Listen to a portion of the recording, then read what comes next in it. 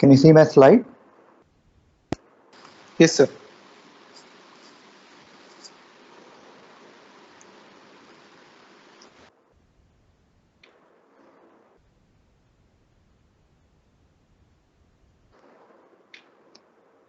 Yeah, let me know when 15 people have joined, then we will start. Okay, sir.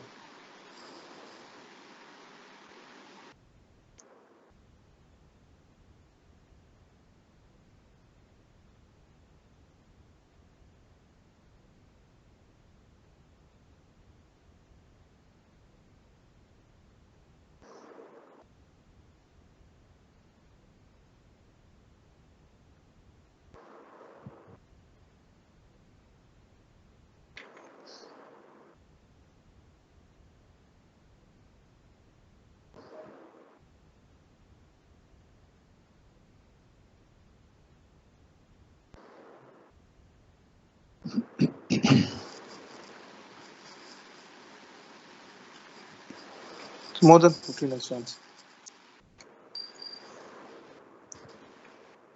Okay, you want to wait or you want to start? Couple more minutes, sir. Okay, okay, you let me know. Yes, sir.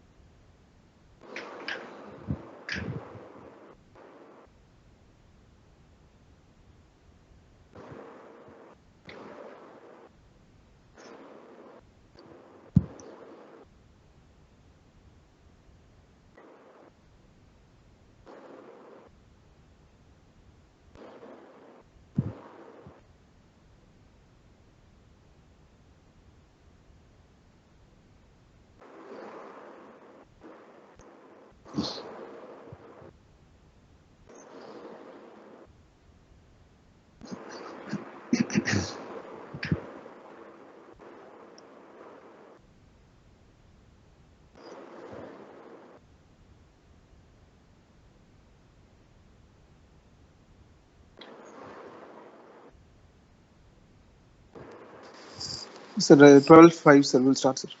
18 people have joined already. Okay. Right. You can still see my slide, isn't it? Yes, sir. Okay, good morning, everybody. This is perhaps the last class in this examination session. So let's do the cardiology case scenarios, a few common conditions which are invariably kept in the examinations.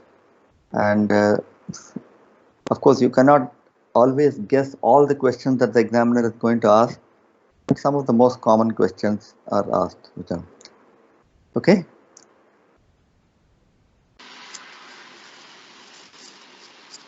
Yes, sir.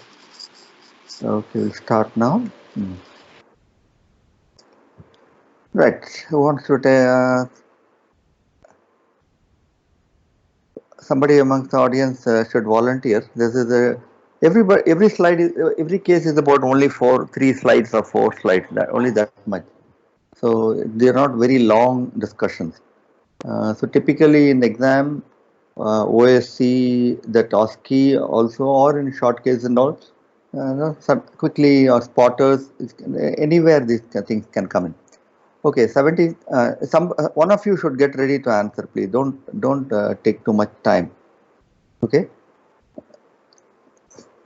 Okay. A 73-year-old female, not a diabetic, history of hypertension. She presents to the emergency room with severe prolonged chest pain, and obviously she's still in pain. She's distressed and sweating. The ECG showed sinus tachycardia and BP of 140 and 140/90. So you are the person in the emergency room examined, and this is a chest X-ray. ECG I've already shown you. So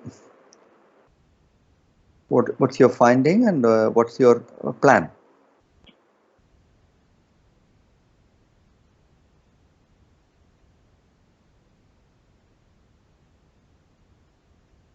Somebody come forward, identify, just tell me your name and start. That doesn't matter if you're wrong.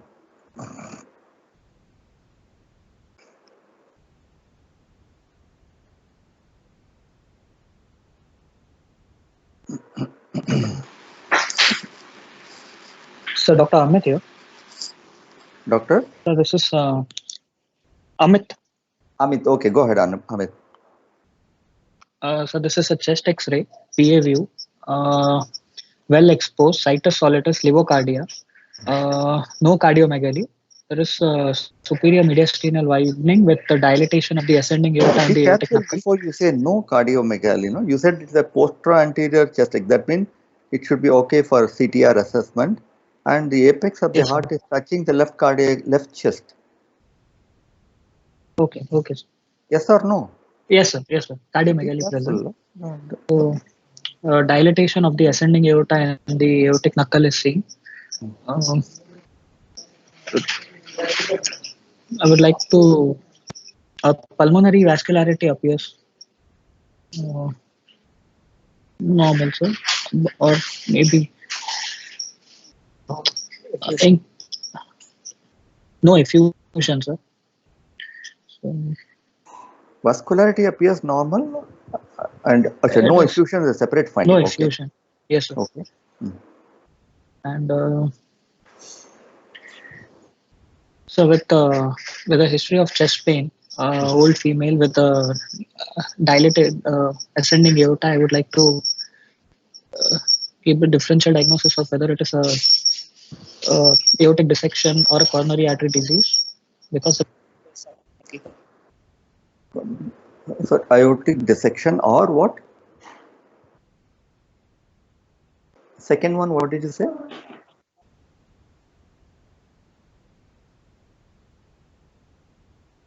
Amit, can you hear me?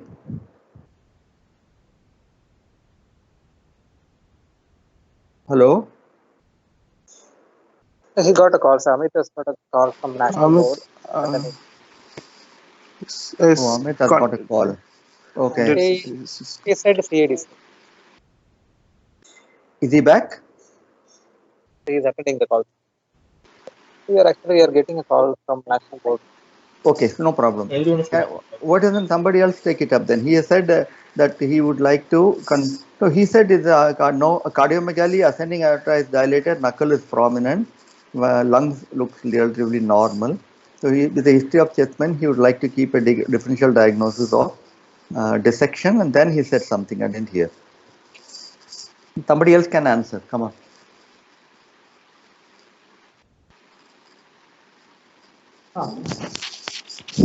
Sir, Amudan sir, with this background in this age... Amudan and Surya, no. Somebody else.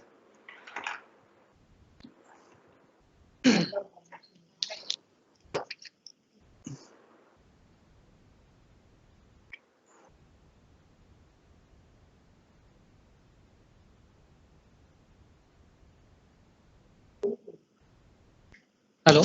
Yes. Sir, Dr. Amit here. Sorry, sir. I got call from back. Okay, good. Come on, start. Yes, so you said you considered dissection and then also to rule out coronary artery disease, like an MI, sir. So you know what? But wait. You are not understanding the situation and the question both. Okay, you are the doctor in the emergency room. This is a patient who is in severe chest pain and distress. Okay, when you are answering also, you must show some urgency. You cannot say, I will think of coronary artery disease, maybe myocardial infarction. No, that's not the way to answer. When you are an ER room doctor and you are considering differential diagnosis, do you think like that? You should be much more. Your answer should reflect your urgency. So Yes, sir. So clinically, I don't would. go and relax. Yeah. You're not answering a theory question here. You're the emergency room doctor, Amit. Yes, sir. So No, I what would are the like to. possibilities? Come on, quick. Yes, sir. So I would like to examine further to look for any whether there is any What are the possibilities? possibility is aortic dissection, Okay, aortic so dissection, coronary artery, myocardial infarction, acute myocardial coronary syndrome. infarction. Okay, anything else? Okay, if you're only two, I have no These- problem. But if you have anything Yes, else, sir. or then proceed to what is your next? You have any other Next, possibility in mind? first, these are the two important things I would look for the patient, sir. Okay, I would rule out these two conditions first. okay. You won't consider pulmonary embolism? Pulmonary embolism, yes, sir. No, you're saying yes. So I'm just asking, are there any more conditions you would like to keep? So, I would like to rule out these two conditions first because there is. Okay. Okay, what is your Yes. next step? Next step is I would like to evaluate clinically whether there is any difference in the pulse between the two upper limbs or upper limb and lower limb. No, all And also I pulses would are look to felt. do a. All Okay, then pulses I are would. felt. No, let Yeah. me give you the answers to tachycardia is there. All pulses are felt, and what else do you want to know? Yeah, this was one thing. So blood pressure, whether there is any difference in the blood pressure in different limbs. There's no VP. All pulses are equally felt. Then yeah. So next step I would like to do is a bedside echo, sir. Next, you would like to do bedside echo. Okay. Yes, sir. Okay. Wouldn't you like to relieve the pain of the patient? Yes, sir. Oh man. Wouldn't you like to do some immediate emergency orders before you do echo? You know, echo machine will take 5 to 10 minutes for it to come from the corner of the CCU to the bedside, connect. Then the machine will start. How long an Yes, sir. emergency echo So machine takes to gets going? yes, sir. So by the time I will get the IV line secured, and if there is no contraindication, I'll give some pain relieving medication like maybe. What do you mean if there is no contraindication? You're Uh, going to ask somebody, is there any contraindication? Somebody will come and tell you. oh, sir, I'll give morphine.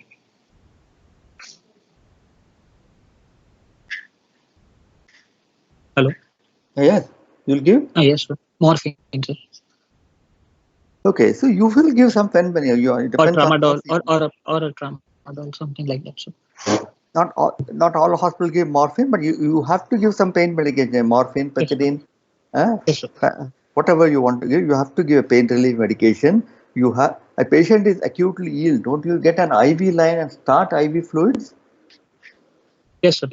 And two of your diagnoses involves ischemia. That is, if you have myocardial infarction, there is ischemia. If there is dissection, there can be ischemia. If there is pulmonary embolism, there can be hypoxia. Don't you want it to start him on oxygen? Yes, sir. If the Those are the things we are looking for when I ask you a question like this. Scenarios. These are not theory questions. Emergency room scenario. Okay, so you ask for the echo machine. You get a IV line, get IV fluids going, start oxygen, and give morphine, pethidine, pain relief. You don't let the patient continue in pain, because what will happen if he continues to have pain? Pain can further worsen the underlying condition, sir. Okay, pain can be worsen anxiety, catecholamine. It can worsen whatever condition there is underneath. Okay, fine. Yes. Okay, then you get the echo. So you want to see the echo. Okay. Yes, sir. Fair enough. Don't you want to send you getting an IV line? Don't you want to send a few blood samples immediately? Yes, sir. Yes, sir. So I would like to send blood investigation. First, I'd like to send the ABG, arterial blood gas analysis, and also some other lab. Okay, blood gas analysis, but we did only IV line. No, I didn't say arterial line. Okay. And also, I would like to do some other blood investigations, like doing a cardiac biomarkers, troponin, CKMB. Hey, come on! In the hemoglobin. Don't say cardiac biomarkers. You say what you want. The nurse doesn't know all this. Yeah, so I would like to do complete like hemoglobin, urea creatinine, sodium, potassium, troponin for the patient, and also blood lactate levels. Okay. So blood for troponin, CKMB, CK, and electrolyte, urea, and hemogram. Hemoglobin. Okay. Yes, sir. Okay. Fine. That answer should come confidently. It should show that you have been doing it every day on your duty days. It should reflect Okay, in sir. your answer. Okay, so somebody got the echo machine, and it's a bedside echo, so we only have images. We don't have measurement. Not measurements. You don't have LV function assessment and all that. So that is the apical view window, and those are the two most common views we get, no, in Yes, sir. bedside echoes. Emergency long axis, emergency apical window. Okay. Yes, sir. Yeah. What's your interpretation? And what do you want to do next? So in the parasternal long axis view, I'm not able to comment on the cardiomegaly, but the aortic annulus and the ascending aorta looks by eyeballing it looks dilated. So Okay. it is more than the left atrium, Okay. and when we put the color across the ascending aorta, we are able to see two colors. So that means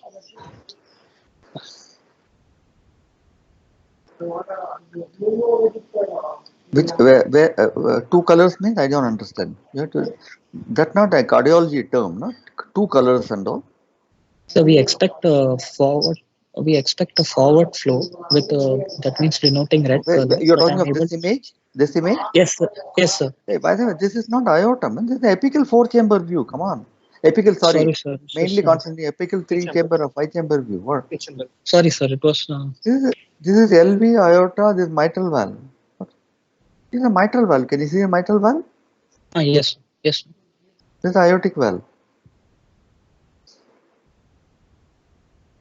So, sir, I would like to see the image, like running video. No. This is all we have. This is a very basic portable machine. We got still images and no video recording. What do you see here? Just make some comment. This is the way most patients come to the ER room. They bring a echo done in their neighboring hospital. So, what I can see is there is no enlargement of the LA or the LV. The chamber doesn't look enlarged. RVOT doesn't look enlarged except for ascending aorta. Okay. So ascending aorta is dilated. Any other finding in this echo? No significant aortic regurgitation, sir. Okay, but no aortic regurgitation. This is mild. Okay, very mild or very trivial AR. Okay. Yes, sir. Okay. Now, in relation to your differential diagnosis, do you want to comment anything? For example, we thought of dissection, myocardial infarction, and pulmonary embolism. So, myocardial infarction, can you comment anything? Sir, I cannot comment with still images, sir. We don't have movement, sir. Unless you have a LV wall motion anomaly, you can see, you can't really comment upon myocardial infarction. Okay, dissection, any opinion on dissection? Is there dissection or no? It rules out dissection? What? Sir, I'm not able to see any obvious flap in the image, in the still image. Okay. And RVOT is not appearing dilated, so less likely to have I'm not sure, but maybe not a significant pulmonary embolism. So it doesn't grossly suggest any pulmonary embolism. Yes, sir. Okay. So, so what do you want to do next? So first, I would like to have a running image so that I can see the regionals. So. Unfortunately, I don't have a running image. Any other image you want to see in echo? Short axis view as well as a suprasternal view, sir. Okay, you want to see the suprasternal view? Okay, I'll show you. Why do you want to see the suprasternal view? To see the ascending arch in the arch of the aorta, sir. What do you want to see in the arch of the aorta? Whether it's dilated? Whether any dissection flap is there or if there is any. Yeah, maybe the dissection. Okay, that's the correct answer. I would like to see the aorta in more views. That is the correct answer. You're right. What do you think of this? There's something like 2 layers here. Yes, sir, but I was not sure whether it is just like whether it is aortic leaflet. I was not able to see because I was not able to see the movement. It may be part of the aortic leaflet. Any other possibility? What is the Another can, possibility Can can be be a dissection flap. possible dissection, sir. Dissection flap. could yeah, but initially you didn't give any importance to that. Can that be an artifact also? Actually, I thought it was a continuation of the leaflet, sir. That is why I wanted to see the The running. other important thing is long axis is a very fallacious view for seeing flaps, because this echo is perfectly parallel to the wall of the aorta. Therefore, it could very well be an artifact due to reverberation. Okay, sir. It could be an image, reflection of the echo from this very bright echo. It could be a reverberation from the anterior wall of the aorta. So, long axis view is not a very great view for seeing flaps, but it is definitely dilated, because look, the sinus is obliterated. The sinus and body look, no, you don't see a bulbous sinus at all. Yes, That sir. itself indicates that the aorta is dilated, and it's further enlarging towards the ascending aorta, definitely Ascending. becoming dilated. Okay, now we want to see other view of the aorta. Let me see what I have. Okay, we have one more view here. So, so this is a suprasternal view of the showing the arch of the aorta and the distal ascending aorta. I'm able to see a dissection flaps here in the arch of aorta. I'm not able to clearly comment about whether it is originating or not, but a clear-cut dissection flap is visible, sir, in the arch of aorta. Okay, that's all. You say there is a dissection flap. That finishes your description. The arch also appears to be dilated, sir. Okay, what else? Sir, I'm not able to comment whether there is an extension of the dissection into the branch. Okay, is this a good view to show dissection of the branches or dissection of the descending aorta? This is a good view? No, sir. Then why do you say that? You don't have to say that. Okay, what? So, anything more you want to tell me about the flap?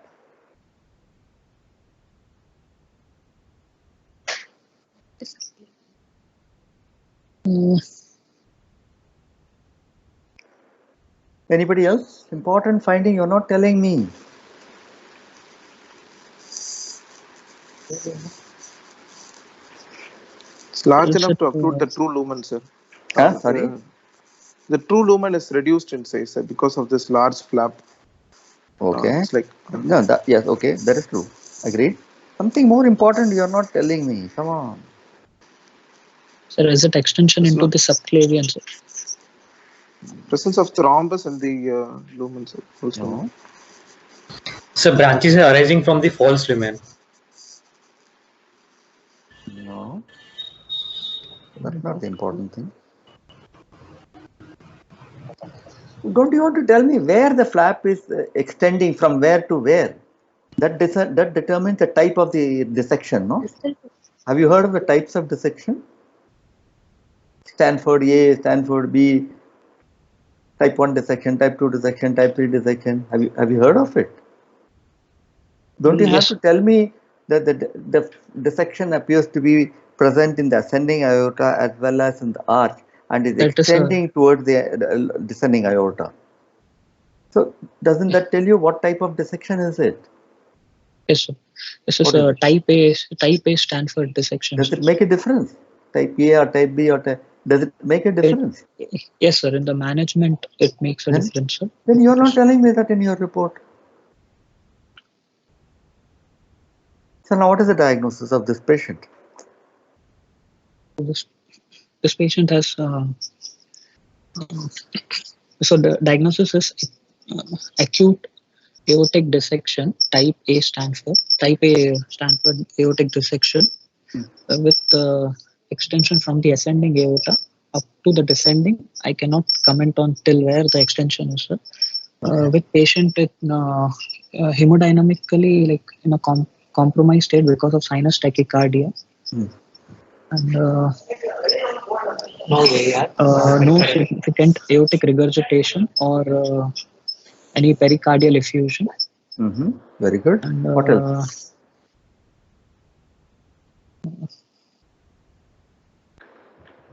What else? With a patient in not in hypotension, sir, with a blood pressure of Yeah, that 140 you by already 80. told. Okay. What else? Uh, In other words, I'm asking you what are the complications of acute dissection?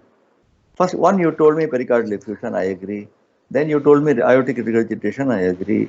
Hemodynamic failure, I agree. One more Yes, sir. complication you didn't tell me. Pericardial effusion, sir. That you already told, no? Sorry, pleural effusion. Okay, pleural effusion. What else? Uh, Something else. So For sometimes aortic dissection flap may occlude the RC ostium, so it may cause inferior wall MI also. Okay, so is there MI in this case so far? Sir, no, I cannot say, sir, at this stage. I told you the ECG It findings. is, yes, sir, not there. Okay, ECG findings are not there. Okay. So now we have type A dissection with possible early hemodynamic compromise in pain. That means the dissection is still going on. Okay? But no complications related to the heart. The coronary artery obstruction or rupture so far Yes, has sir. not happened. Okay. So now what do you want to do? So, Come we on, would make stabilize. it. We would, we would. Why Like to first? why am I First of all, hurrying? Why am I hurrying you? Yes, sir, because it is a type A Stanford dissection. So I would like to first of all inform the surgical team, and then I would like to start IV fluids, relieve the pain. I thought you already did. Yeah, and I would like to start beta blockers, and because the blood pressures are normal, I would like to decrease the dP by dt by giving tablet losartan to the patient after ruling out any kidney involvement. So, No, wait. Using losartan reduces dP by dt? sub beta blocker as well as AC inhibitors. How does the AC inhibitors reduce dP dt? It decreases the afterload. Sir. So afterload reduction will decrease the dP dt? When you reduce the afterload, the myocardium contracts more vigorously when you reduce the afterload. So, first I would like to give beta blockers. Beta blocker. After that, I would like to give. Yes. Okay. So, but you know, most losartan is an oral drug. So you're going to give oral drug to this patient? Sir, injectable, because the blood pressure is normal, I would like to give injectable drugs like IV nitroprusside. Okay. Nitroprusside will cause tachycardia, it will cause increase in dP/dt. That is why, sir, first I would like to give beta blockers. Okay. Anything else you can give alternatively?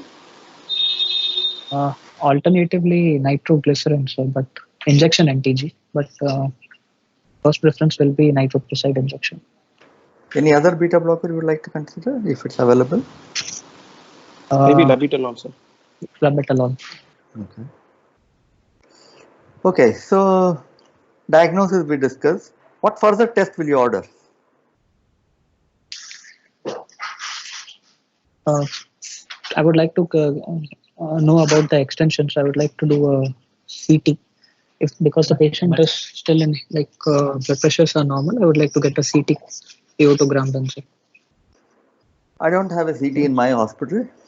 What do I do? So next will be transesophageal echo. Okay.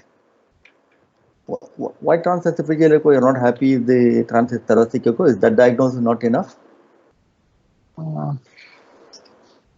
So the extension into the descending aorta. Is transesophageal echo a very good way of showing descending aorta? Sir, it will also tell about the branches, sir, the branch of the aorta. Okay. So why are you so keen to know about the branches?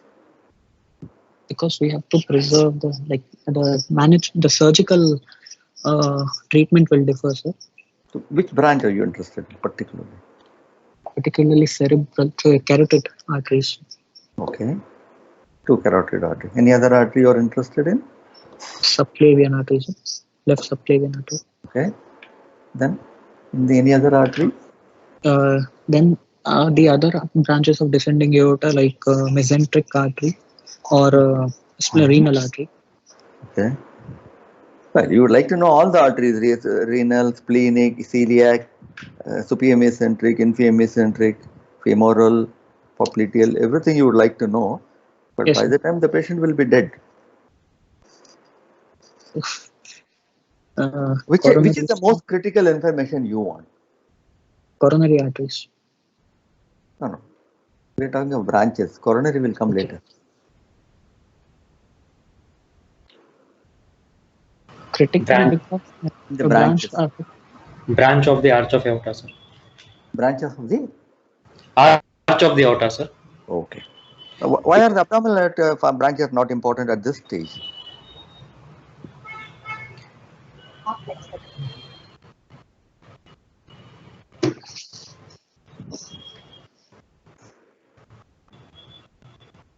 At this stage, dissection site appears in the ascending aorta, and it seems like extending towards the descending aorta. So first the probability of getting involved is the arch of aorta. So and if the renal functions and rest of the things are like that is not raised, patient is on acidosis, then indirectly it suggests mesenteric artery and renal artery are not involved.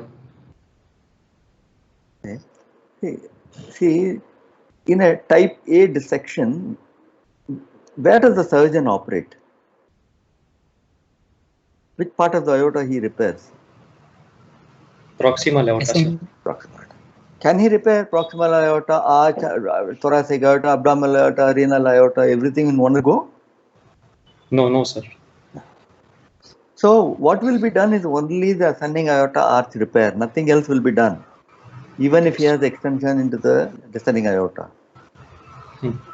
Yes. You understand?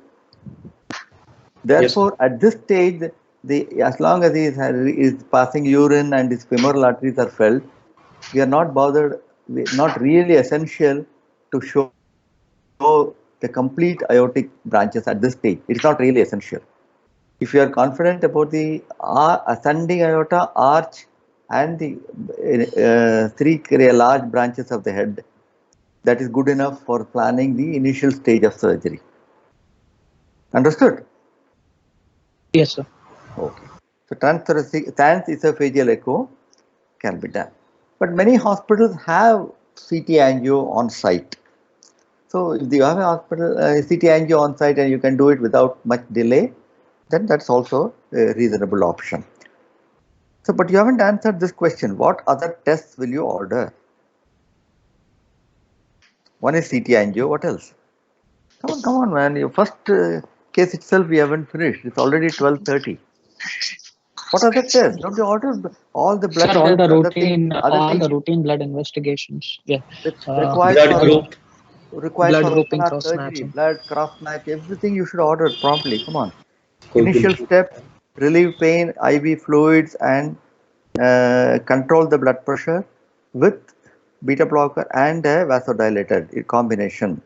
Now, what is the target blood pressure you would like to keep?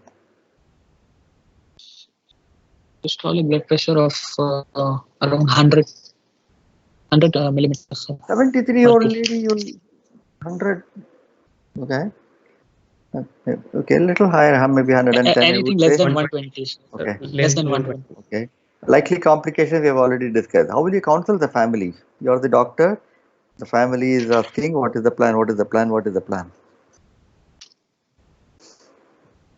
So we will explain to the family members that this is a acute emergency. This is an emergency.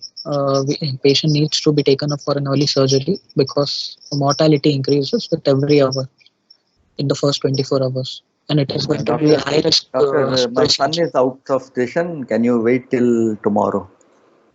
That is what we will explain the attender that it is a medical emergency. It's a surgical emergency actually. So waiting every hour will increase the mortality by 1%, especially in the first 48 hours. What is the outcome of this patient without surgery? 50% mortality. In 1 hour? In 48 hours, sir. 50% in 24 hours. Okay. 48 hours. Roughly 50% in 24 hours, 70 to 80% at the end of 1 week. Okay, so that's how you counsel. There is no option other than surgery. Is there any other option other than surgery? In this patient, no, sir. Okay. So you have to tell that this is a surgical emergency. There is no option other than surgery. Without surgery, chances of survival are less than 40%. Okay. Okay, sir. Although the surgery is also a high risk, that is the only way that he can survive. Okay. So Yes, sir. luckily this patient was in a hospital where CT angio was done. What does it show? So this is a CT coronary angiogram showing a dissection flap. So should I read the CT aortogram? So sorry, CT aortogram showing dissection flap, which is false lumen is more than true lumen. Then bigger than the true lumen. In the descending aorta also, I'm able to see the flap. The flap is extending, and the left renal artery originates from the false lumen, so while the right renal artery is originating from the true lumen. Okay. And, so the dissection is extending almost into the lower end of the aorta here. yes, sir. But still, by all the left renal artery is visible. You see seen that it is filling from the false lumen and very large false lumen. So, what is the significance of a large false lumen?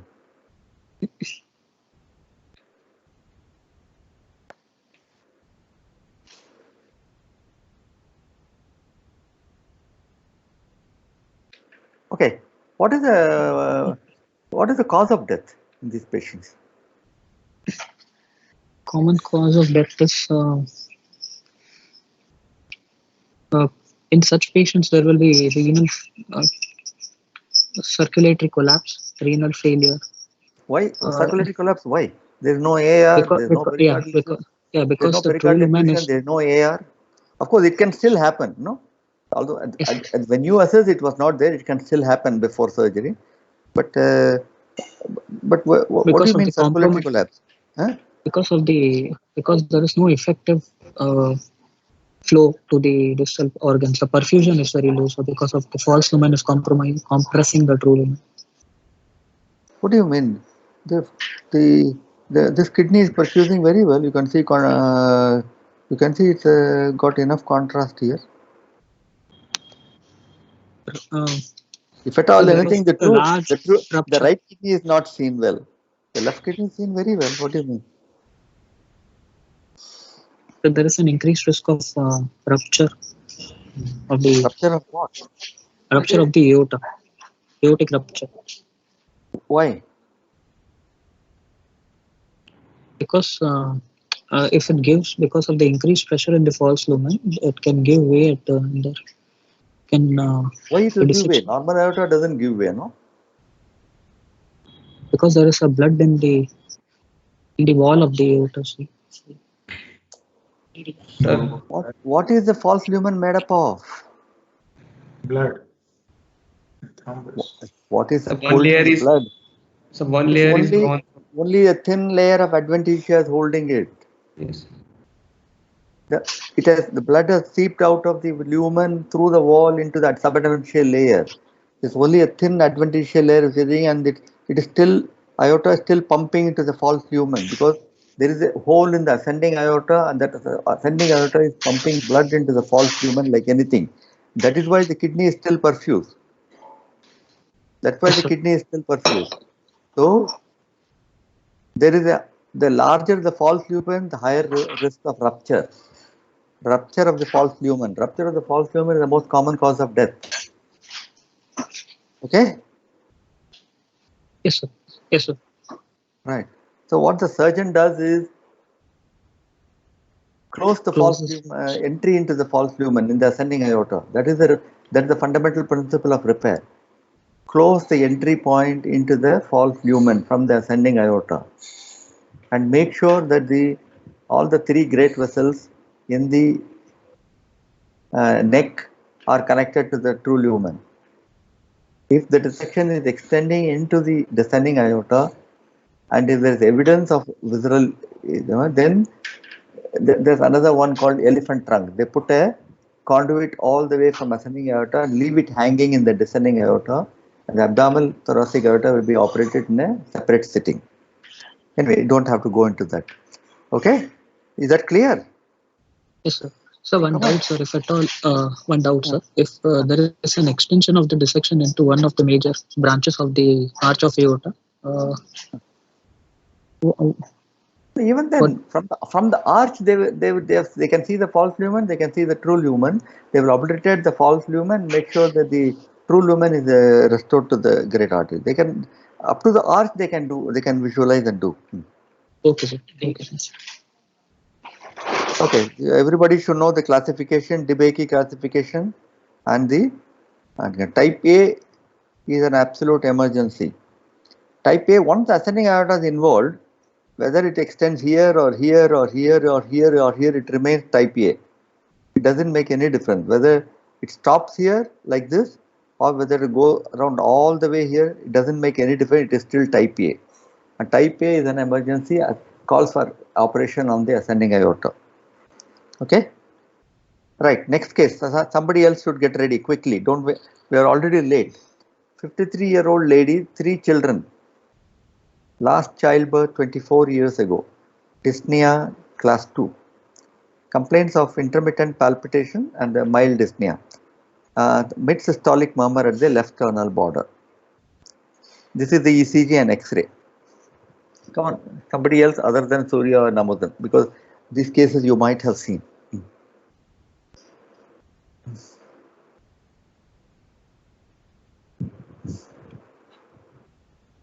Come on, guys, somebody volunteer quickly.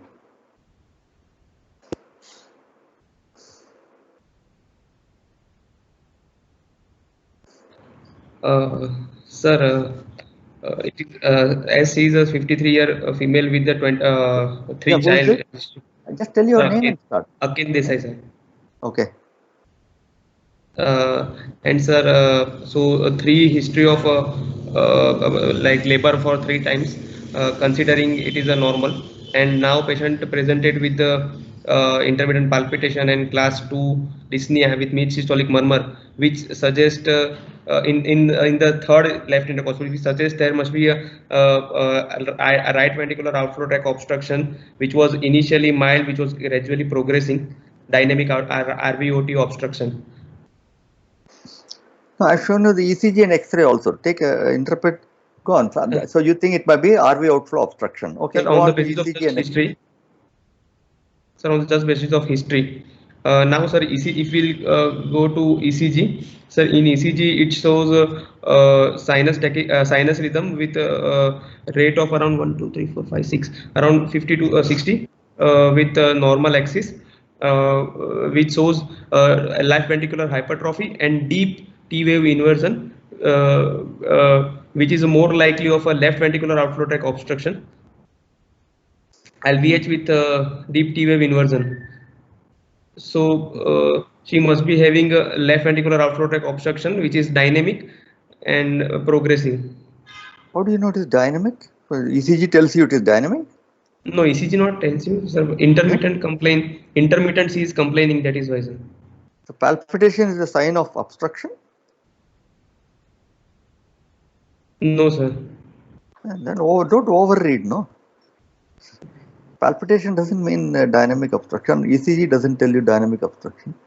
Okay, if you tell me LVH is there and a systolic murmur, maybe it is aortic stenosis. That so much I agree. Okay. Then anything else? And sir, there is a notched R wave in inferior lead. Notched R wave in inferior lead. Okay. So what does it mean? Sir, it is not fitting with the history, but sir, it means there is a cross-hatched sign, ostium secundum ASD. So you're diagnosing No, secondum ASD with aortic stenosis. Is that the diagnosis? No, sir. My diagnosis is aortic stenosis. Then why are you bringing this ASD sign here? Another finding I can see, sir. See, one of the things is you create problem for yourself by telling signs which you cannot explain. Tell finding only if you know what it is and if you can have an explanation. Okay, so LVH is time, so your diagnosis. So you don't think it's ASD, no? No, sir. Okay. So what is the X-ray? Any comments or not contributory? X-ray, sir. It's taken in a PA view with symmetrical, and heart is normal. No cardiomegaly. Pulmonary vascular. Sir, X-ray seems normal relatively. Okay. Well, you know, X-ray is normal only if you think in terms of this patient's background. Otherwise, if you think it looks like a very hyperinflated chest, don't you think so? The ribs are horizontal, it's elongated, it looks like an hyperinflated chest. Now, the hilar marking seems to be definitely increased, although vascularity is not increased. Doesn't look like pulmonary hypertension, doesn't look like pulmonary venous hypertension also. But something is not okay about the lung. I mean, if you had a chronic persistent cough or recurrent wheezing, you would probably call it airway disease. No? But at the moment, we are not interested in that. Okay. So at least it doesn't contribute to our case findings of LVH and left tunnel toric movement. So at the moment, you think it is in terms of what do you call aortic stenosis. But aortic stenosis produces a murmur in the third left intercostal space. I thought it produces it in the aortic area. Sir, outflow murmur.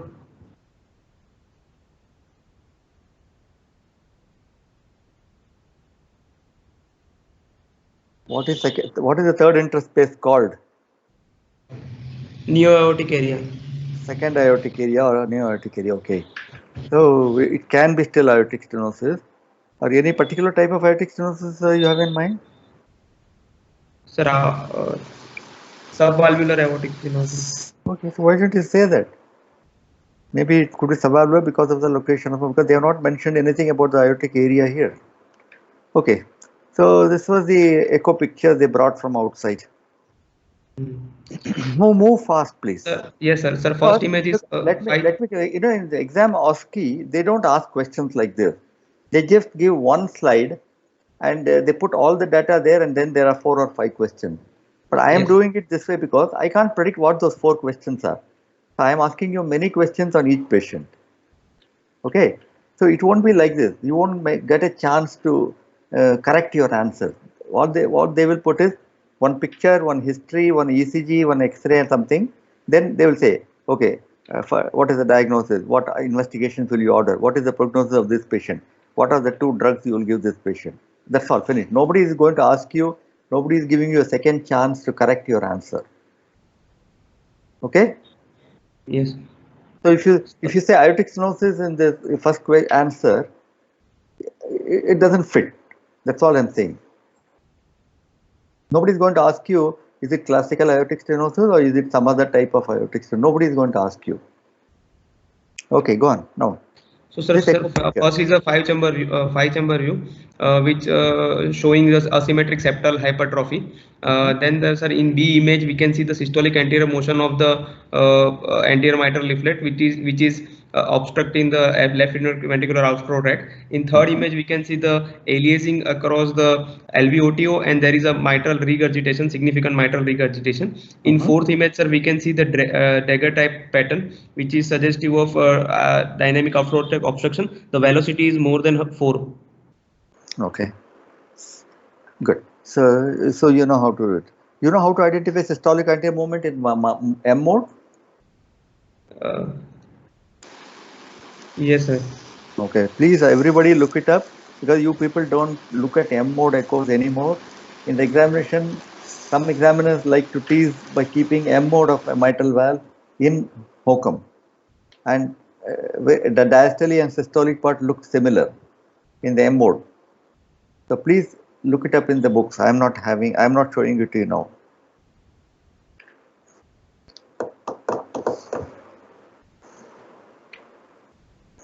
Sir, on echo basis we are clear, but sir, to still want to differentiate, then we will perform the Valsalva maneuver, in which the HOCM murmur will increase, and rest of the, if there is a AS, then it murmur will decrease.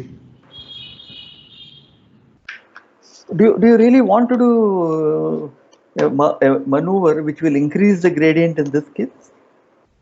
No, sir, it is already LVOT. It's already 70 to 80 gradient. Yes, sir. Yes, Will sir. you do a maneuver which increases the gradient further? No, sir, but sir, if we want to differentiate between a valvular stenosis or a subvalvular, then if you don't know echo. When you have a loud murmur clearly audible, you do maneuvers to reduce the murmur. When you have a grade 3 murmur, it very unlikely to become grade 4. It can only increase a little bit. On the other hand, grade 3 reduction can be made out much better. So you must think, when you have a very soft murmur and you want to look for dynamic obstruction, you do a maneuver to aggravate it. When you have already a clear-cut murmur, you do a maneuver to reduce it. Okay, sir. So, sir, if we want to reduce, then we can perform the Mueller's maneuver. Or what is Mueller's maneuver? Sir, we will ask the patient to inspire with take deep breath in against the closed glottis, or we will ask him to suck in that BP apparatus tube. Is that the easiest maneuver to do for decreasing or the gradient? Squatting. Squatting, sir. Hand grip, sir. Hand grip will decrease. Okay. Murmur. Squatting or isometric hand grip test. Yes, sir. That is the most easier to do. No, you can do it at the bedside of the patient. Hand grip test, isometric hand grip test. What will isometric hand grip do to the murmur?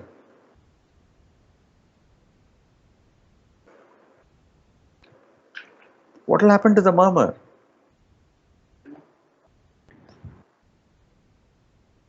So murmur will increase. Isometric hand grip will increase. I said I don't want a maneuver to increase the murmur. It will increase the peripheral vascular resistance. Yes. And the gradient will reduce. The murmur will reduce. It will become shorter. And it may become softer. Length is more important. Shorter and maybe softer. So you will do either Valsalva will again increase the murmur in phase 2. So we will do isometric hand grip exercise or squatting, which will reduce the length of the murmur. Okay? Please read up our dynamic auscultation, how it is done, and interpretation in mitral valve prolapse and HOCM. That's important for practical exams. What further tests will you order? Quick, 1, 2, 3, 4. Quick. Or only one is one. Huh? Sir, we first want to re-stratify the patient. So we'll do Holter. Then we can go ahead with the cardiac MRI or a simple stress testing also we can do. One is cardiac MRI, and what is the other one you said? Holter monitoring. Holter monitoring. Okay, one is for arrhythmia and one is for what is the other MRI for? MRI is for, sir, just to look for late gadolinium enhancement. If it is more than 15, then it fits into the category of high risk. Why?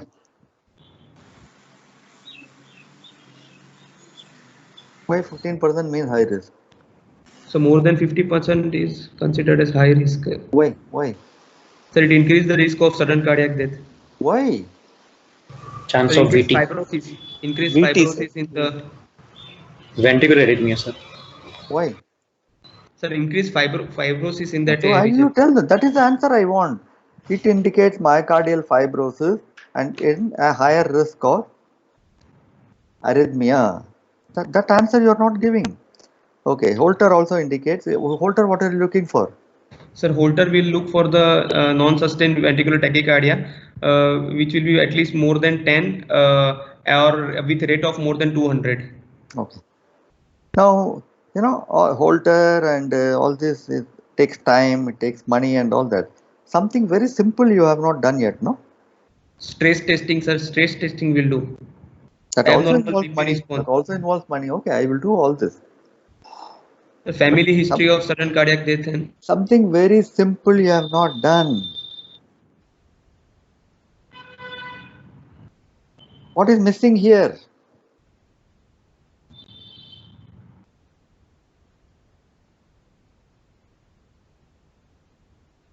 What is missing in the history?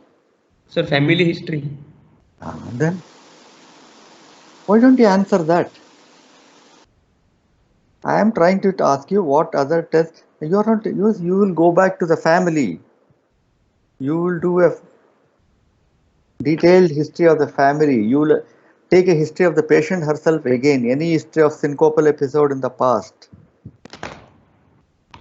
Any sudden cardiac death in the family. This lady had 3 of her siblings died suddenly.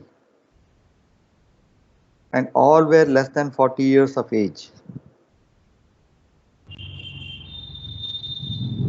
Sir, if we have significant history of premature sudden cardiac death in family, No, first thing wait. I am pointing out the fault in your assessment. Okay.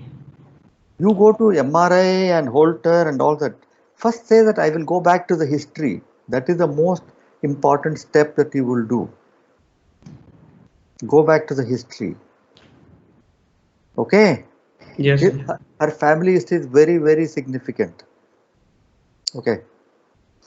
So now tell me the prognosis of this patient.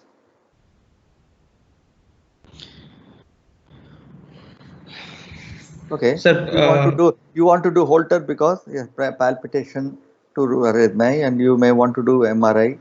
And if the patient can afford, we will do all that. But unfortunately, my patient cannot afford anything. Now, what do I tell the patient? Sir, we have to explain the condition and we have to Tell me first, what is the prognosis? Okay. So, prognosis, if we manage well, then prognosis is not good. It is not that bad if we manage properly. What is But the manage properly? it's not like same like a normal individual. Patient is having a 25% risk of atrial fibrillation, arrhythmia, sudden cardiac death. But sir, if we are giving proper treatment like beta blocker, then if needed CCB, or then if we need a ICD, or we are going with the proper approach, then the prognosis is not that guarded. I don't agree with you. If among five siblings, 3 have died below the age of 40, whatever your other findings are, he remains a very high risk. Yes or no? Yes, sir. Whatever your MRI shows, whatever your Holter shows, she remains a very high risk. Okay, sir. Will she tell you before she falls dead?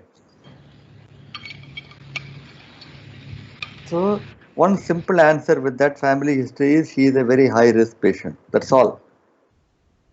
Okay. And the only thing we can prevent certain cardiac death, possibly prevent, that's also not 100%, is ICD. implantable ICD. Yes? Yes, sir. Okay, there's no beating around the bush in this case. with that family history. Okay, Okay. if you are a large arrhythmia, if you have a large cardiomyopathy center, you have enough funds and the patient can afford it, you do Holter, you do MRI, you do stress test, you do everything. But her management will still remain as that of a high risk patient. Okay? Okay, sir. Yes. Okay, but if you do not have that family history, then you have to do Holter, MRI, and genetic workup. The certain mutations are known to have a high risk. Okay? Yes, sir. Okay. How will you manage? Quickly, come on. No, forget the sudden cardiac death now. General management? Okay. Sir, we'll give her beta blocker Mm-hmm. to control the heart rate and prevent the arrhythmia. If she is doing well, then it's okay. If not, then we'll give CCB, or we can add diisopyramide. What is And we CCD? will I give don't know what is CCD. verapamil, non-dihydropyridine Yeah, derivative. so please say that. Don't say CCD. In that case, I will say, okay, can I give nifedipine? No, sir. It's diltiazem or verapamil, or we can add That's why you are, diisopyramide. so in the examination, nobody is going to comment. In OSCE, nobody is going to give you that chance, second chance. It is a written answer. So once you write something, nobody is going to give you a second chance. Okay? Yes, sir. Manage, right. Any other new drug on HOCM? Sir, yes, there is a one drug which is called as mavacamten, Explorer HCM trial, which is a myosin inhibitor. Okay. So right. Let's move on to the next patient. Come on, quick.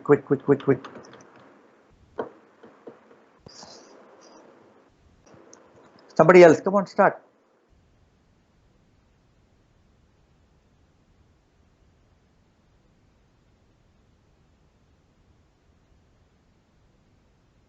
Come on, guys, quick. I'll read out. Meanwhile, somebody decide who is going to answer. 26-year-old male. He's otherwise very healthy, very well-built gentleman, but he's a jewel merchant. Sits in his shop all day. Atypical chest pain, normal effort tolerance. He's got a Bessarian pulse, 145/40 blood pressure, long EDM at the left sternal border.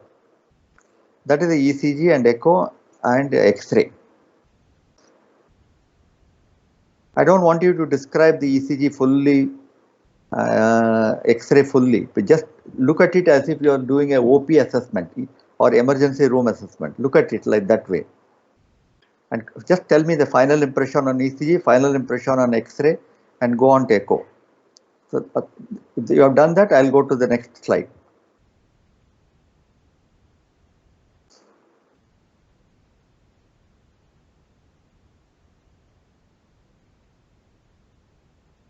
Somebody start clinical ECG X-ray first. Somebody can start.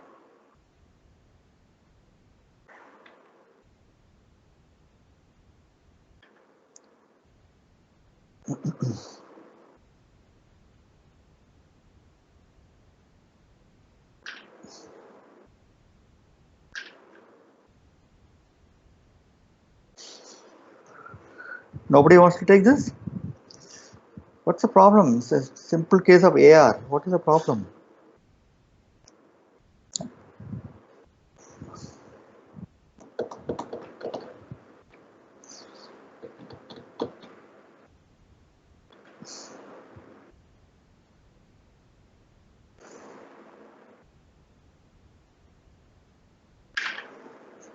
Surya Amudan, everybody?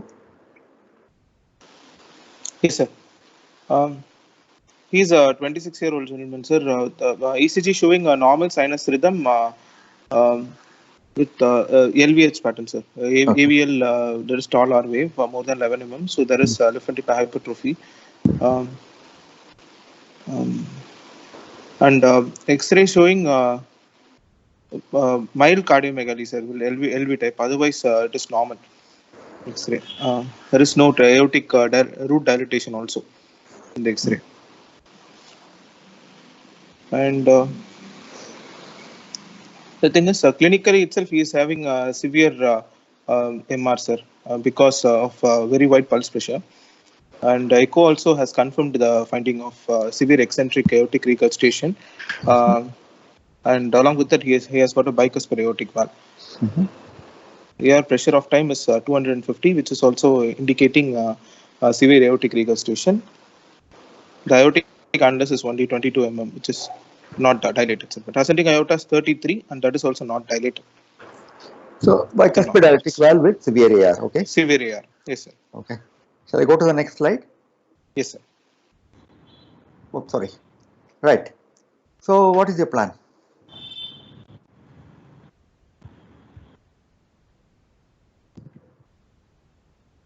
This patient has got severe aortic regurgitation with LV function of 54, sir. Already the LV appears dilated. LV internal diameter of 53 and the diastole and systole is 39. So I would offer him aortic valve replacement, sir. You will offer him aortic valve replacement. Okay. Yes, sir. Right. Case of asymptomatic severe AR. So, and on top of it, he has got bicuspid aortic valve also. So, possibility of developing worsening of AR and development of aortic root dilatation is also high if we leave him untreated. So, he requires aortic valve replacements. You know what? You will not get many marks because you are assuming you don't know the body size of this patient. And you are assuming 53 millimeters LV diastolic dimension is dilated markedly. And what is the normal range of ejection fraction? More than 60, sir. More than 50. More than 50. Okay. More than 50. So why did you said something the big ejection fraction being abnormal? No, sir. I wanted to say the LV is dilated, sir. No, but you said something about ejection fraction. Okay. So you want to send a asymptomatic patient with AR to surgery. 1 second. Because he's got bicuspid aortic valve, and because the AR may worsen in future, and because he has got severe AR. That's the reason, isn't it? And along with that, there is LV dilatation also. LV internal diameter more than 50. Okay. If we know the body surface area of the patient, we can index it, sir. If it is more than 25 millimeters per meter square, that is another indication. What is that? More than 25 what? Millimeters per meter square, sir. Index to the body surface area. No, we don't have that now. I'm telling you what we have is this. So this will come to you for a second opinion. So you've got to give an opinion.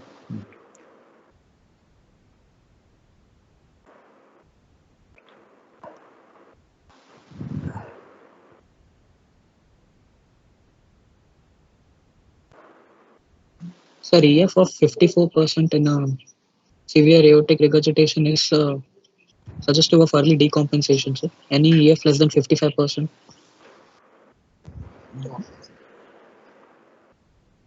Sir, ECG and X-ray is not correlated. What is the natural history of AR? Can you tell me? Then that decides, no? And you know we now talk of guidelines. No, guidelines give very specific values for asymptomatic patients to undergo AVR. You can't just beat around the bush and make guesses.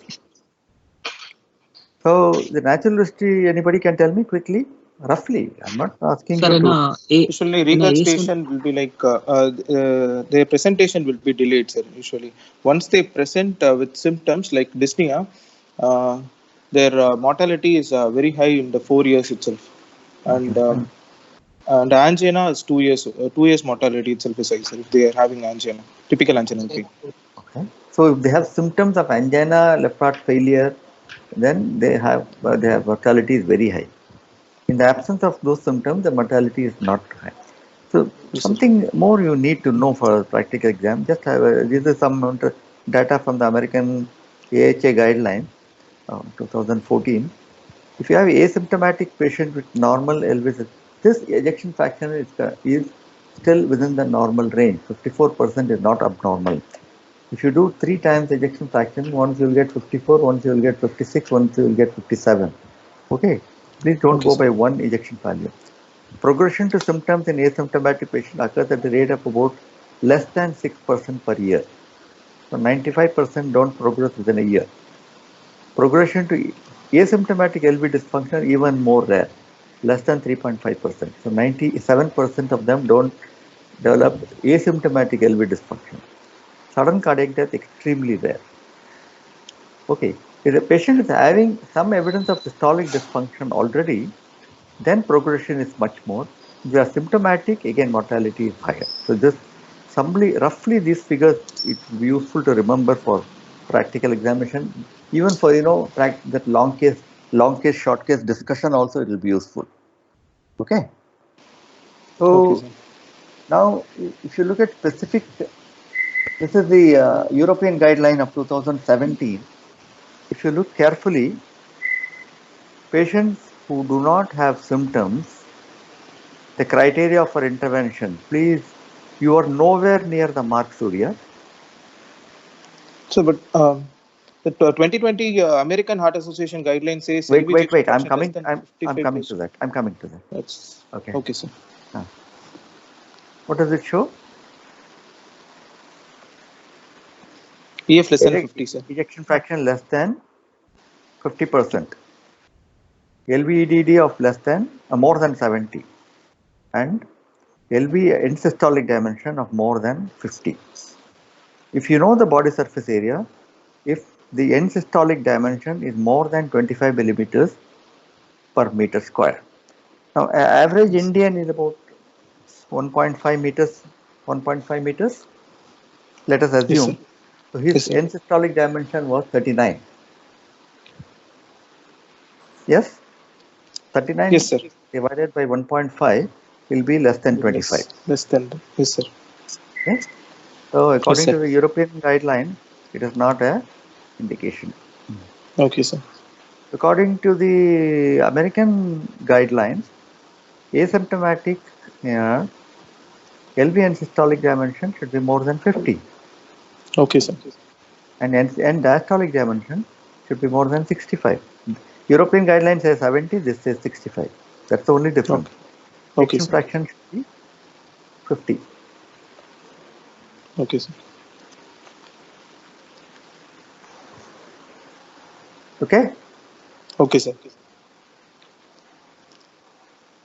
Sorry, it should be less than 50 for AVR. If it is more than 50, it's not a strong indication. Less than 50. So neither American Heart Association nor the European guidelines support your answer. Okay, sir.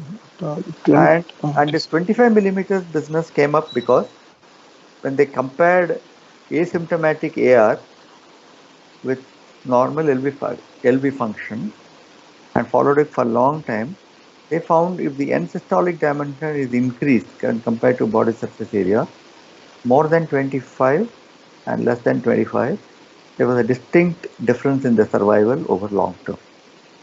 Therefore, this criteria has been added more recently to the European guideline. That either an absolute LV dimension of more than 50 or indexed end systolic dimension of more than 25 per meter square. This actually, of course, this not everybody accepts still 25 mm per meter square. Not everybody accepts, but since the European guideline says it, you can quote it. Okay, sir. Okay. Yes, sir. Would you consider any medical management for these patients? What is the principle of medical management? Losartan has been tried in this case of bicuspid aortic valve to prevent the aortic root dilatation, sir. No, from the point of view of AR. Okay, by the way, you should also know all the types of bicuspid diuretic valve. I'm not going into the details. The most common type is type 1, where there is a single fusion between two leaflets and the single what you call raphe. So amongst them, the type 1A is the most common, where left and right corner cusps are fused with each other. So type 1 is common. Among type 1, type 1A is the most common. Please read up the different types. So, what is the idea of medical treatment in AR, asymptomatic AR?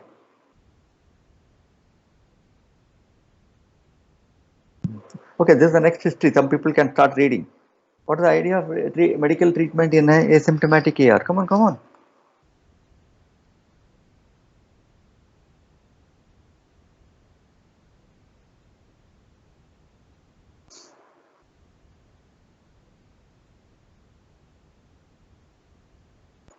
Somebody answered. Somebody said nifedipine something.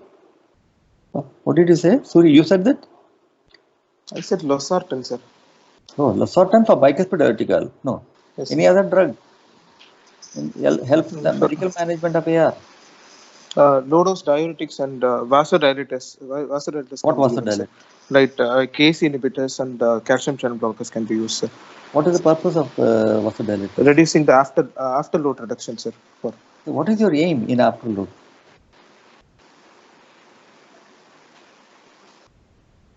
Peripheral vascular resistance?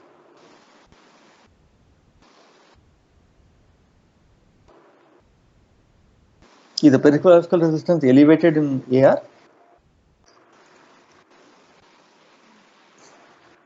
Wall stress. Yes. Wall stress, yes. In LV wall stress is increased. But I'm not talking of afterload is different, peripheral vascular resistance is different. No? Peripheral vascular resistance is one component of afterload. But is the peripheral vascular resistance increased in AR? No, sir. Then why do you want to reduce peripheral vascular resistance by vasodilators?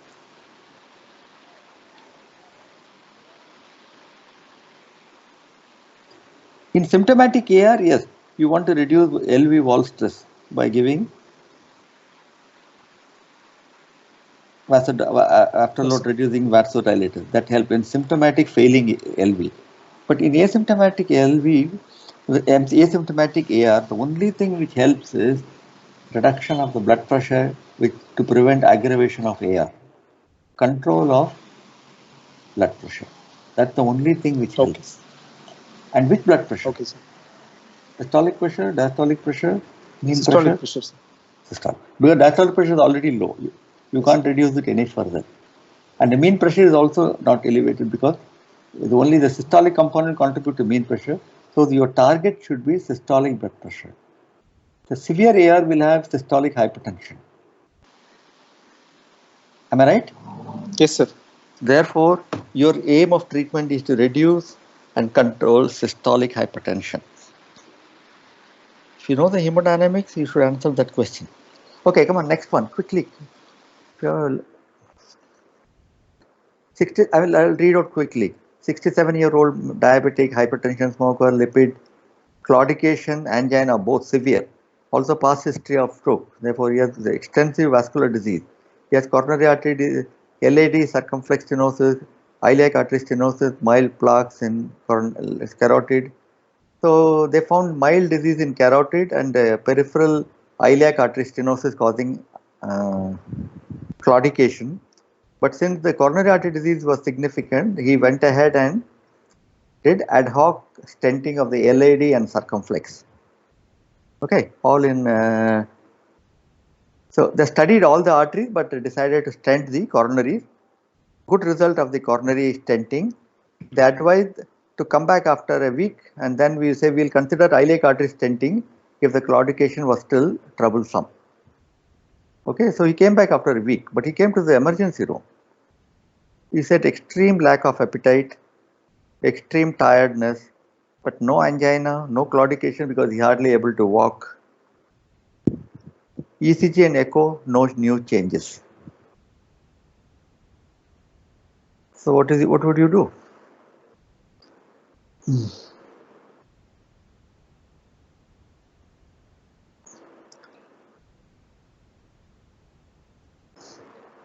a very real life situation. It's not enough. Dr. Parth here. Who? Hello? Sir, I would like to check for his vitals first. Who is it? Sir, Dr. Parth from Ahmedabad. Okay, go on. You start. I'd like to check for his vitals. Sorry, I can't hear you properly. I would like to check for his vitals, sir. Okay, you will check his vitals, of course, yes. Because the event has started post-procedure, my first thought would be to look for his renal function test. Okay. And don't tell me what would you do. Don't say renal function test, no? The nurse in the ER room doesn't know what is renal function test. Tell specifically, no? What? Hello? Yeah, tell specifically what you want to order.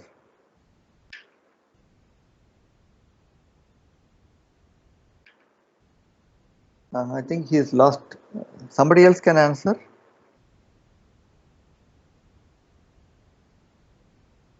Can you hear me, sir? Yes, now I can hear. Who? Yes.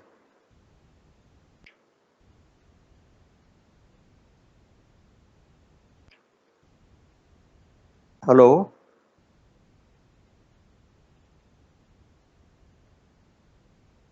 Can others hear me? Yes, sir, we can hear you, sir. Yes. Can somebody else answer? Anybody? Come on.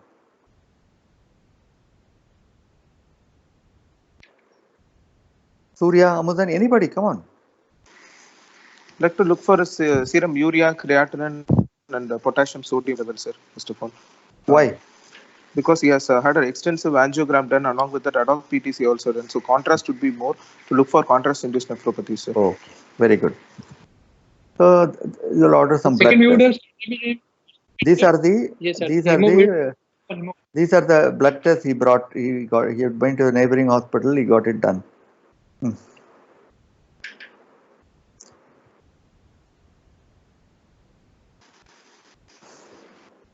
Sir, his urea is 52 Surya, and creatinine is 3.6. Okay. So elevated, sir. He has developed contrast-induced nephropathy. But the potassium is normal, 4.2, and the left is normal. Mild elevation and mild dyslipidemia also noted. And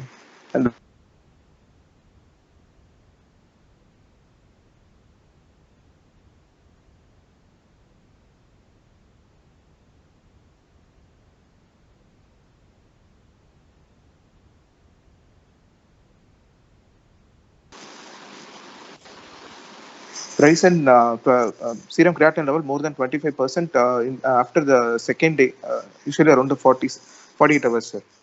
So you don't know the original value, and you are telling contrast-induced nephropathy. Maybe his creatinine was 4.2 before angio.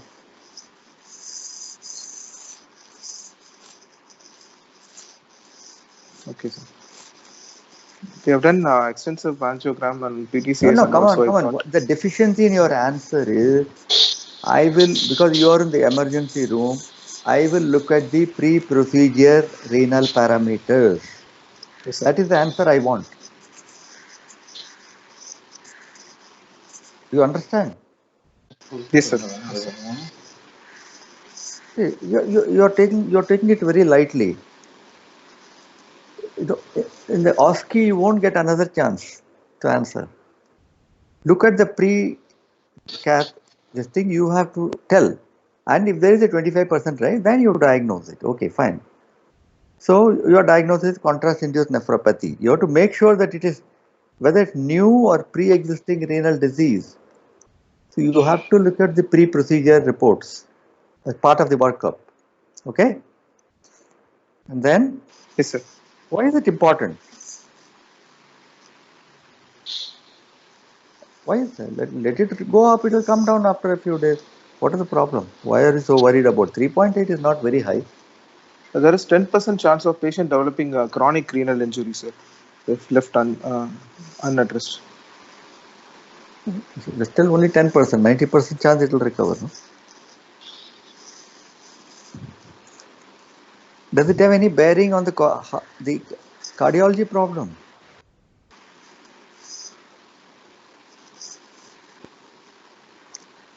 The development of contrast-induced nephropathy and renal dysfunction increases the event rate and mortality in all cardiac patients, whether medically managed or by intervention or by surgery in the following year.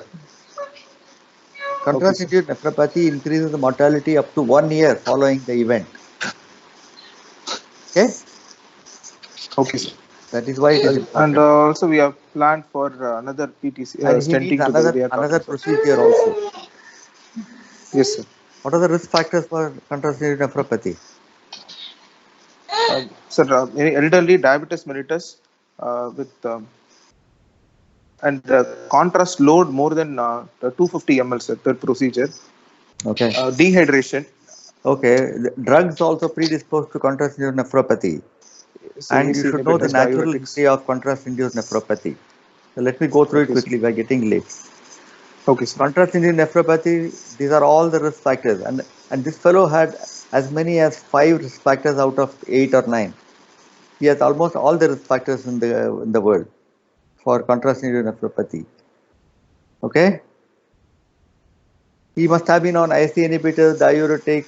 He must have been on diabetic drugs. So he must be at least on 3 groups of drugs which aggravate contrast-induced nephropathy. All these drugs aggravate contrast-induced nephropathy. And the definition is 0.5 milligram absolute increase or more than 25% relative increase. Okay? After 48 to 72 hours, in the absence of alternative causes for acute kidney injury. Okay? Yes, sir. And these are the possible courses.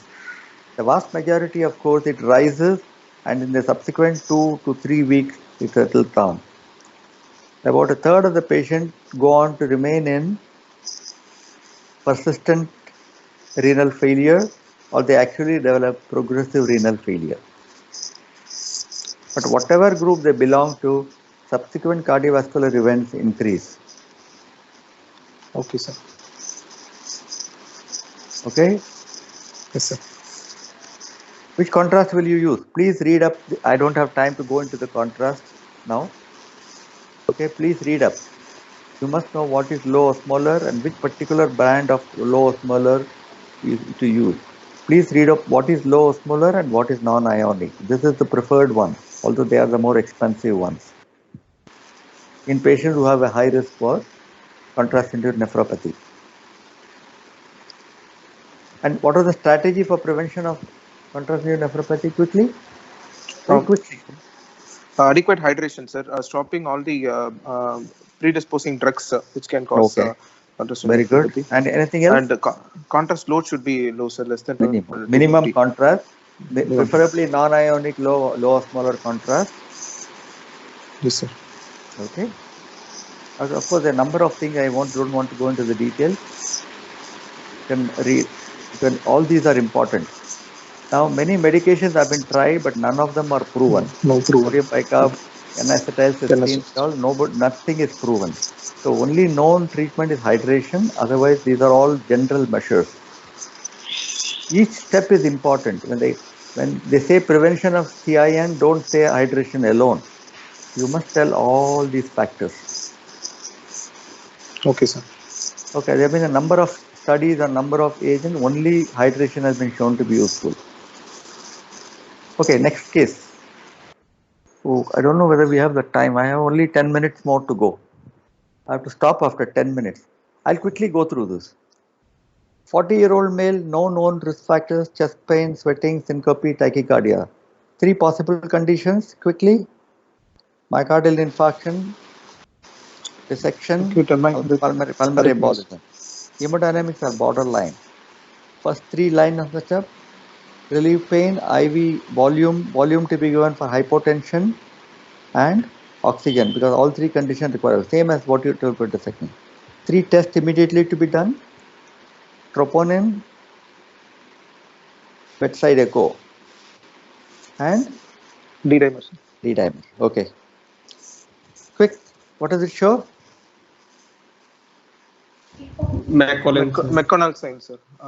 Yes, RV is distended and apex of the RV is hypercontractile. What is this? EQ scan. No, sir, this is perfusion imaging, sir. SPECT. There is if there is increased uptake in the lung, it means there is severe coronary artery disease. No. Lung perfusion imaging. This is a ventilation scan. scan. This is a VQ ventilation scan by inhaled radioactive xenon. And this is a perfusion scan by injectable technetium. This shows normal ventilation in both the lungs. And this shows filling defects in both the lungs. Filling defect here, filling defect here, filling defect here, filling defect here, filling defect here. So areas of filling defect on perfusion with normal ventilation tells you that it is what? Pulmonary thromboembolism, sir. Thromboembolism. Perfusion. If you do not have perfusion scan, what do you use?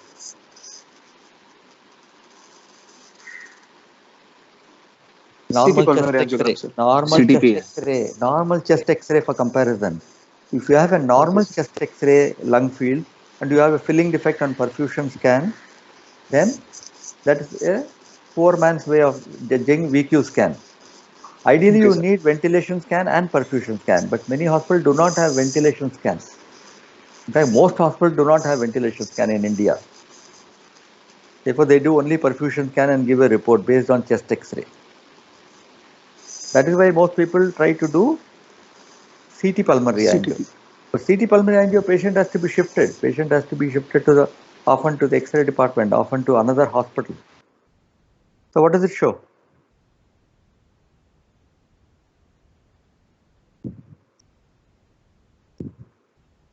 Come on, quick. Spot diagnosis.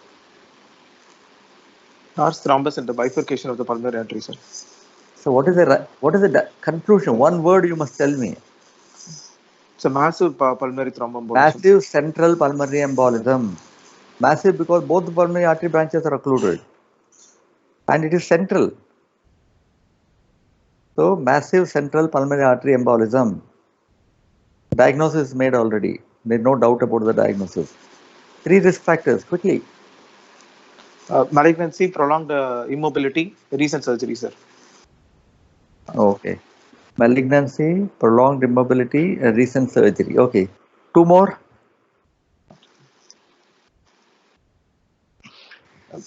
Past history of DVT. Past history of deep vein thrombosis, sir.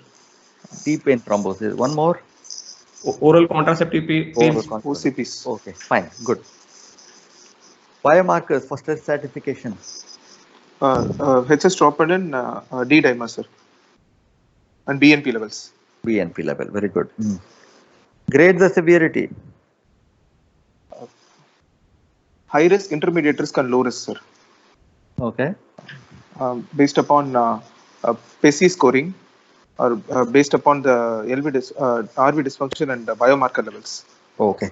Please go and read what it is. If you want to remember a simpler one, the earlier one was massive, submassive, and mild. Okay. Quick steps in this case. This case, he requires thromboembolism, sir. IV thromboembolic agents. Hey, come on, thromboembolism? You require thrombolysis? Thrombolysis, sir. IV thrombolysis. Before that, I would like to start him on heparin, sir. Is that the treatment of choice? Massive central pulmonary artery occlusion with hemodynamic compromise with high biomarkers. Is that the step? Is that the treatment of choice?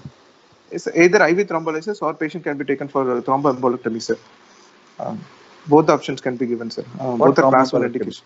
What thromboembolectomy? Pulmonary thromboembolectomy. Surgical? Surgical, yes. Why don't you say that? So which is preferred? It depends on the center where what is available.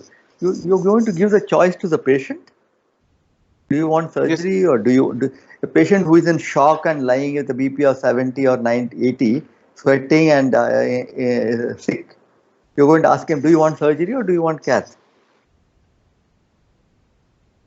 You're going to give him the option? Surgery is the better option. Come on, Surya, you should talk as if you are a consultant.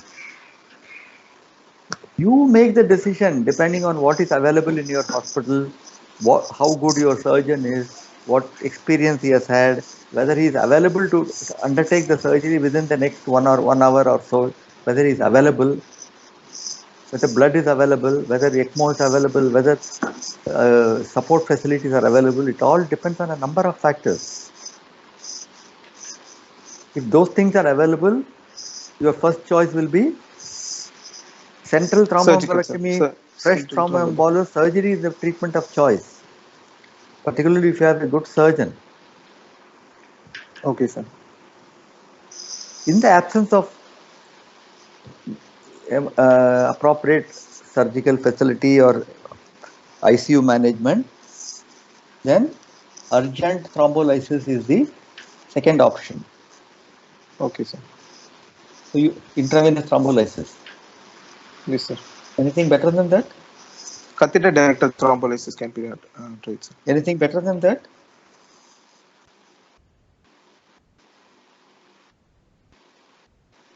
Have you heard of mechanical thrombectomy by catheters? Sir, angiojet. Thrombus disruption. Okay, sir. Yes, you can put a catheter into it. Mechanical disruptors are available now. You do that and give thrombolysis simultaneously. Okay, sir. The idea is to clear the artery as early as possible. Okay, come on, quick. 14-year-old boy, cyanosis clubbing. Ejection systolic murmur. Single second sound, ejection systolic murmur, upper left sternal border. So, single second sound, ejection systolic murmur, cyanotic patient, 14-year-old boy. Cyanotic and clubbed also. X-ray and ECG is given. What conditions come to your mind?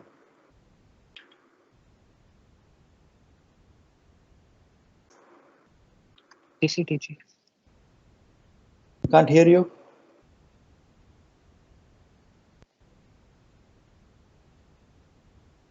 I can't hear you. CCTG, sir. No abbreviation, please, sir. Congenitally corrected transposition of great arteries. Okay, what is in support? Why do you say CCTGA for benefit of others? You're right. Yeah, because X-ray shows there is a aortic prominence in the aortic area, and the ECG showing QS and area, V1. which aortic area? The upper mediastinum. Aorta is forming the left cardiac border. Yes, sir.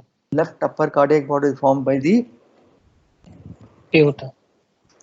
And then anything else in favor of CCTGA? In the ECG there is QS and lead V1 and V2 and no QS and V5, V6. And complete heart block in the ECG. Which is more important, Q waves or complete heart block? Complete heart block, sir. Okay, so findings like tetralogy and heart block in the ECG, think of corrected TGA. And this helps because the aorta forms the left upper cardiac border, L malpost aorta. Other conditions which can cause complete heart block in congenital heart disease are atrioventricular septal defect. Yes, AV septal defect. ACVD, abstinence, single ventricle. Occasionally abstinence and postoperative congenital heart disease. Okay.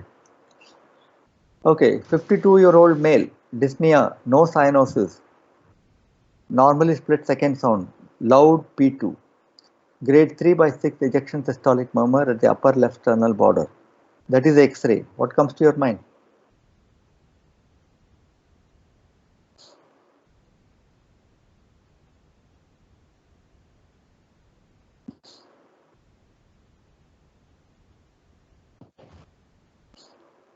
Atrial septal defect.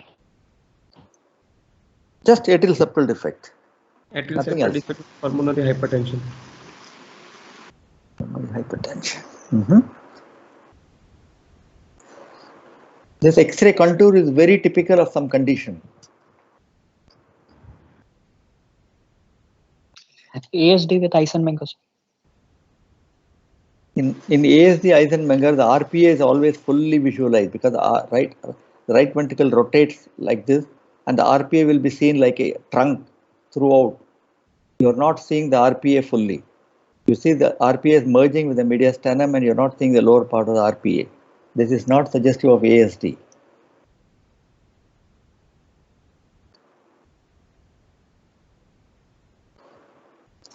What is this bulge?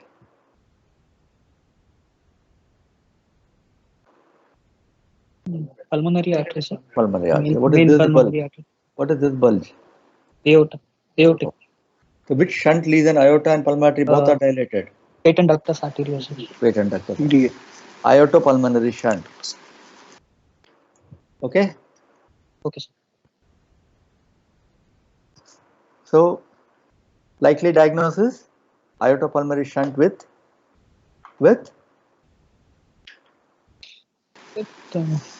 Pulmonary hypertension. pulmonary hypertension. What more information do you want regarding the patient? Bedside echo. Huh?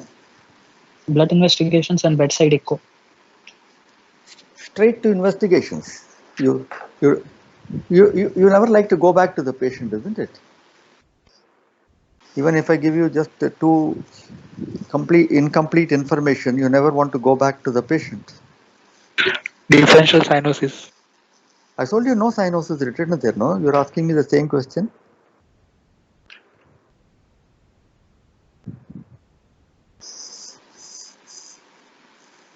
Come on. I'd like to know the history of increased pulmonary blood flow, sir. Like recurrent respiratory tract infection. Oh, how does that help? That is common to all shunts, no? I want to know if there is resaturation in the lower limbs. How many of you look at the lower limbs? How many of you look at the saturation in the lower limb?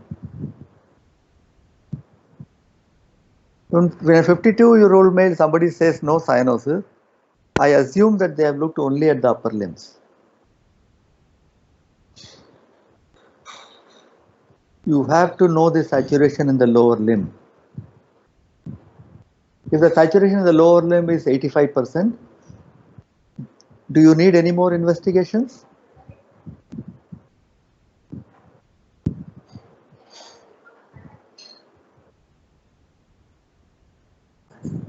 Saturation upper limb is 100% and lower limb is 85%.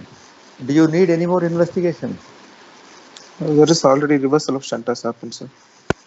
So all you need to do is check the saturation in the lower limb. Differential cyanosis. Okay, what is the natural history of such patients?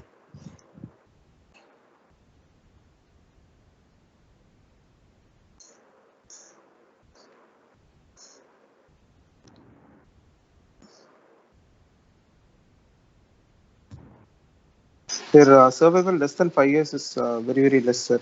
They can develop multiple complications like hemoptysis, massive hemoptysis can develop. You're totally off the mark, Surya. What you're telling is for idiopathic PAH. Eisenmenger patient actually have a better survival than idiopathic PAH. They have long periods of stability, a long slow deterioration, and often longer survival than idiopathic PAH. That's the answer I wanted. Okay, sir. Possible complications? Polycythemia, right heart failure, rupture of the pulmonary arteries. Those are the three okay. General advice for the patient, not cardiac advice. Don't tell me sildenafil and all. General advice, you must read up. In fact, general advice for adult congenital heart disease, you people must know. And I made a big list for you. Please, it doesn't matter what congenital heart disease. When I have an adult, they are more prone to pulmonary hypertension. They are more prone to residual heart lesion. They are more prone to congestive heart failure. They are more having problems with marriage, social adjustment, insurance, education, finding a job, travel to hill station, taking a flight. They have systemic problems like gout and arthritis, renal, bile stones, CNS, lung, and of course, cost of treatment. So they have a huge. Now, out of these, some of them apply to Eisenmenger, but some of them apply to many of them apply to these apply to all heart diseases, all congenital heart disease. And for pulmonary hypertension, this will apply, and this will apply, this will apply, this will apply because these are the side effects of chronic hypoxia and polycythemia, and this will apply. And of course, you have to know that adult congenital disease patient needs support from all these areas. So if you get a question on adult congenital heart disease and say how you manage, just grab the opportunity and just rattle out at least 5 or 6 of these, then the examiner knows that you know everything about adult congenital heart disease. This slide is very important because you guys don't read it. Okay? Yes, sir. Yes, sir. Okay. Okay, that brings me to the end of my presentation. And I guess it's time to wish you good luck and my blessings to all of you. I'm sure you'll all do well. And the exam is only a temporary barrier. So remember what I told you about long-term scientific and ethical practice. That's far more important in just passing the exam. Exam today, definitely you will pass this time. If not this time, some other, most of you will be cardiologists very soon, either this month or sometime soon. So exam is not the end point. Okay. So I think no more classes. Go and make your last minute preparations, and wish you all the best. Once again, my blessings. Now, Thank you, sir. Thank you, sir. Thank you very much. keep in touch. Keep in touch with the WhatsApp group because Surya will announce because now he is also busy. Sometime next week after the exam, he will tell you the details of the fund collected for charity, and he will also tell you where he is going to give the money and all those things. So thank you once again for donating to the good cause, and I am very happy that you have done it because I feel that I have done some good. Okay, and the third and most important thing is, I know there are some first years and second years DNB and DM students in the group. Yes, sir. So we are going to take a break and then we'll start off. I'm quite happy to resume these classes after a couple of months. We won't start immediately because too early is also not good. Maybe 2-3 months later we can restart the classes. So keep in touch through the WhatsApp group and or form a new WhatsApp group, call it something else or something. So you can build up a batch and I don't mind whatever size it is. You can get any number of students because Microsoft Teams will take up to 500 students. I have no problem. Even if you recruit all the DNB and all the DM students in India, I have no problem. But form a group and keep the group active in the WhatsApp group so that if and when we try to resume the class, we can easily get in touch. Okay, because we are all hoping that Surya won't be there to coordinate next time. Yes, sir. I will not be there like as a student, but I would love to coordinate, sir, classes. No, we are hoping that you will be a consultant. You can coordinate as a consultant. Yes, sir. Yes, sir. Okay, thank you, Surya, Sure, thank you, Amudan, for all the coordination work. Thank you, sir. Thank you, sir. Thank you so Okay, much. guys, all the best. Thank you, sir. Thank you, sir. Thank you so Thank much. you, sir. Thank you, sir. Thank you, sir.